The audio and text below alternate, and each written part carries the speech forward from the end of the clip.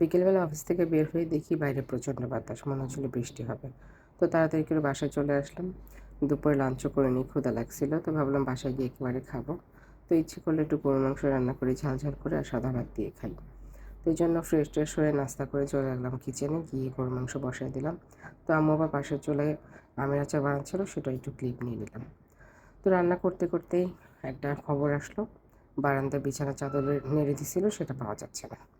তো এই শুক্রবারে বিছাইছি আমি আর কি। সকালে আমার বোনের ছেলে এটার মধ্যে কোক ফেলে নষ্ট করে ফেলছে। এই জন্য আমার ভয়ে তাড়াতাড়ি করে উঠায় আমার বোন সেটা ধুয়ে নেড়ে দিছি, যেন আমি আসার আগেই আবার বিছাতে পারে। কিন্তু সে ভুলে গেছিলো। সে রাতে মনে পড়ছে, বারান্দায় গিয়ে দেখি বেডশিটটা নাই। তো রান্না অর্ধেক করে চলে গেলাম নিচে, গিয়ে সবাই মিলে অনেক খুঁজলাম, কিন্তু পেলাম না, কোথাওই পেলাম না। তো খোঁজাখুঁজি করার পরে চলে আসলাম আবার উপরে।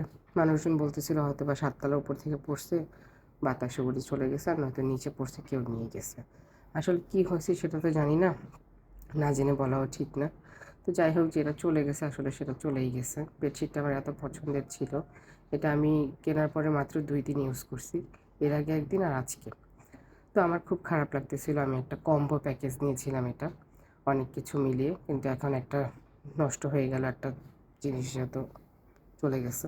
এই সেটটা তো এখন আর কোনো কাজে লাগবে না। তো যাই হোক, আমি ভাবছি এটার সাথে আমি সেম কালারে আবার চাদর নিবো আর কি, যে পেজ থেকে নিয়েছিলাম ওইখান থেকে। তো তারপরে আর কি না পেয়ে শাওয়ার টাওয়ার করে রান্না কমপ্লিট করে খেতে বসলাম। দুপুরবেলা আমার আপু আবার খিচুড়ি রান্না করছিল, সেটা একটু ট্রাই করলাম, কিন্তু ইচ্ছে করতেছিল সাদা ভাত দিয়ে খেতে, এই জন্য একটু খিচুড়ি খেয়ে আম্মুকে দিয়ে দিছি।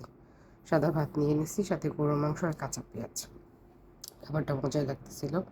তো সবাই মিলে খাচ্ছিলাম আর গল্প করতেছিলাম, আর আমার বোনের ছেলেকে নিয়ে কথা বলতেছিলাম যে ও যদি কোকটা না ফালাইতো, তাহলে তো আমার চাদরটা নষ্টও হইতো না, আর উড়ে চলেও যাইতো না।